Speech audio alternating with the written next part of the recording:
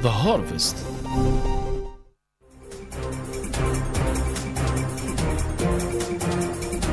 Greetings to you, Africa. This is Iman Nouad with the latest news from across the continent and the world. Algeria is hosting the AITF Roadshow today in Algiers, organized by Afreximbank in collaboration with the Algerian government. The event highlights preparations for the upcoming Intra-African Trade Fair, EATF, in September.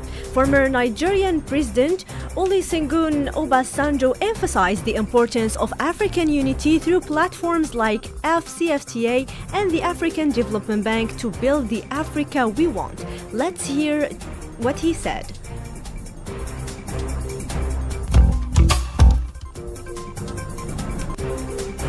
The third Africa-Spain summit concluded today in Madrid with representatives from over 40 African nations. The summit, part of Spain's 2025-2028 Africa strategy, aims to deepen political and economic cooperation between Spain and the continent.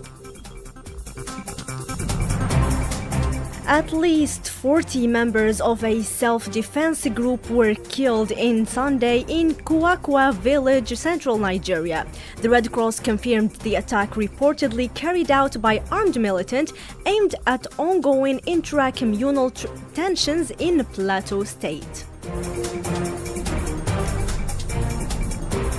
Congolese and Ugandan forces escalate operations against the ADF rebels in Utiri province, eastern DRC. Since early this week, the army have bombarded areas around the town of Lulwa, east of Buina. In North Kordofan, the Sudanese army announces it has retaken control of towns of Riash and Kazgil from rapid support forces as internal conflict continues across the country. The UN Missions Advisory Committee in Libya outlines several key conditions that must be met before organizing upcoming elections as part of efforts to build unified and legitimate institutions in the country.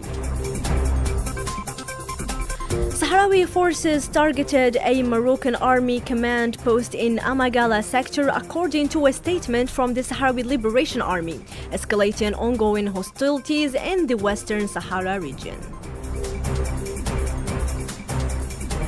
Spanish civil guard forces seized over 34 kilograms of hashish trafficked from Morocco to Melilla.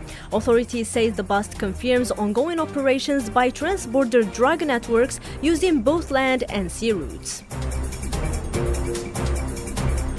A fire broke out in Cairo telecommunications building on Monday, injuring 14 people and partially disrupting internet and communication services in the Greater Cairo.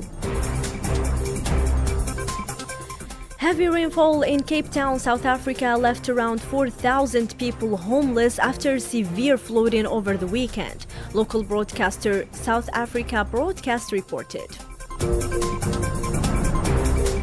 More than 2 weeks after a tragic incident at the Barthelemy Boganda High School in Bangui, the Central African Republic Education Ministry has announced a revised exam schedule. Authorities say all necessary measures are in place for a safe exam process. Finally, with the sports fresh off their 1-0 win over Botswana in CAN 2024 Group B, Algeria's women's football team resumed training with a recovery session. Starters followed a light routine while others trained at full intensity. Algeria's national rugby team crushed Côte d'Ivoire 41-6 in the quarterfinals of the 2025 Rugby Africa Cup in Kampala. The team now awaits the winner of the Namibia-Senegal match with semi-finals set for July 13th. The competition serves as a qualifier for the 2027 Rugby World Cup in Australia. And that, my dear listeners, sums up today's Harvest. Thank you for your attention. Don't go too far and join Sihan Bougazi at the 6:45 p.m. French main news.